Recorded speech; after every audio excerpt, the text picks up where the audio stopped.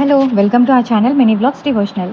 ఈరోజు అయితే నేను మీకు తిరుమల ఎలా ఏర్పడింది అన్న దాని గురించి పూర్తిగా కవర్ చేస్తాను, కాబట్టి మిస్ అవ్వకుండా చివరి వరకు అయితే చూడండి. పూర్వం ఒకసారి భూమిపై పాపాలు, అహంకారం, అధర్మం చాలా పెరిగిపోయాయి. దేవతలు, ఋషులు అందరూ కలిసి భూమిని రక్షిద్దామని శ్రీ మహావిష్ణువును ప్రార్థించి నిర్ణయించారు. అందుకోసం వారు మహాయజ్ఞం ప్రారంభించారు. కానీ ఆ యజ్ఞఫలాన్ని ఎవరికి ఇవ్వాలి అనే సందేహం వచ్చింది. బ్రహ్మదేవుడికా, శివుడికా, లేక మహావిష్ణువుకా? ఈ విషయం తెలుసుకోవడానికి మహర్షులందరూ కలిసి భృగు మహర్షిని పంపించారు. మొదట భృగు మహర్షి బ్రహ్మలోకానికి వెళ్ళాడు. అక్కడ బ్రహ్మదేవుడు సరస్వతీదేవితో కలిసి వేదగానం వినుతూ ఉన్నాడు. భృగు మహర్షి వచ్చిన విషయం ఆయన గమనించలేదు. దాంతో భృగు మహర్షికి కోపం వచ్చింది. ఇతనికి అహంకారం ఎక్కువ అని భావించి అక్కడి నుంచి వెళ్ళిపోయారు. తర్వాత భృగు మహర్షి కైలాసానికి వెళ్ళారు. అక్కడ పరమశివుడు పార్వతీదేవితో ఆనందంగా ఉన్నాడు.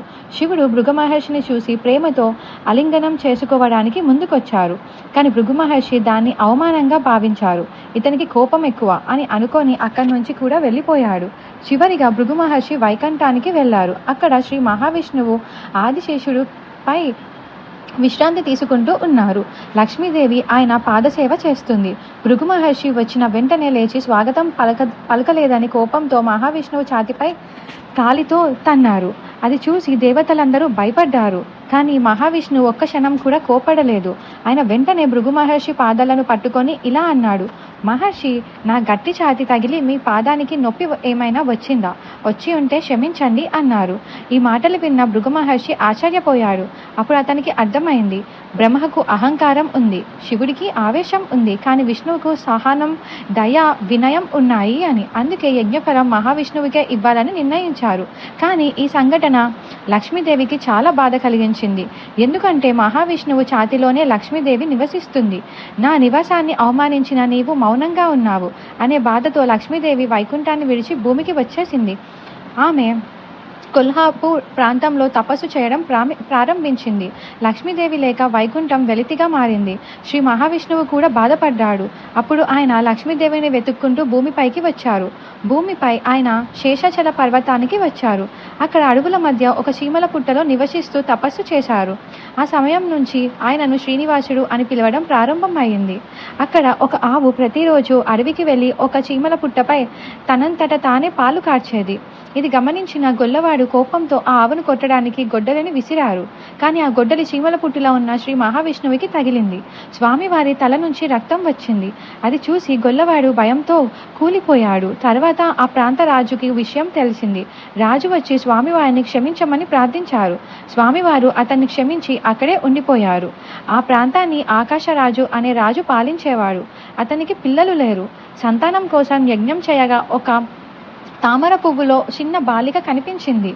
ఆమెనే పద్మావతి దేవి. ఆకాశరాజు ఆమెను ఎంతగా ప్రేమగా పెంచారు.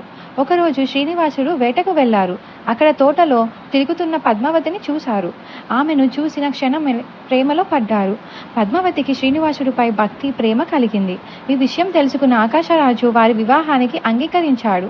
శ్రీనివాసుడు పద్మావతి వివాహం ఎంతో వైభవంగా జరిగింది. దేవతలు, ఋషులు అందరూ వచ్చి ఆశీర్వదించారు. కానీ వివాహానికి చాలా ధనం అవసరమైంది. అప్పుడు శ్రీనివాసుడు ధనాధికారి అయిన కుబేరుడి దగ్గర అప్పు తీసుకున్నారు. కలియుగం ముగిసే వరకు భక్తులు సమర్పించే కానుకలతో ఆ అప్పు తీరుస్తాను అని మాటిచ్చారు. అందుకే ఇప్పటికీ భక్తులు హుండీలో డబ్బు వేస్తారు. తిరుమలలోని 7 కొండలు ఆదిశేషుని 7 తలల ప్రతీకల అని పురాణాలు చెబుతాయి. ఆ కొండల పేర్లు శేషాద్రి, నీలాద్రి, గరుడాద్రి, అంజనాద్రి, వృషభాద్రి, నారాయణాద్రి మరియు వెంకటాద్రి. ఈ వెంకటాద్రి పైనే స్వామివారు వెలిసి ఉన్నారు. అందుకే ఈ ప్రాంతాన్ని తిరుమల అని పిలుస్తారు. కొండ దిగువన ఉన్న పట్టణమే తిరుపతి. శ్రీ వెంకటేశ్వర స్వామి టెంపుల్ను కలియుగ ప్రత్యక్ష దైవం అంటారు. ఎందుకంటే కలియుగంలో భక్తులను త్వరగా కాపాడే దేవుడు వెంకటేశ్వర స్వామి అని నమ్మకం. భక్తులు గోవిందా గోవిందా అని పిలిస్తే స్వామివారు వాళ్ళ కష్టాలను తొలగిస్తారు అని విశ్వాసం. వైకుంఠాన్ని విడిచి భూమిపైకి వచ్చి 7 కొండలపై నివసిస్తూ కలియుగ భక్తులను కాపాడుతున్న దయమయుడే శ్రీ వెంకటేశ్వర స్వామి. గోవిందా గోవిందా, శ్రీనివాస గోవిందా.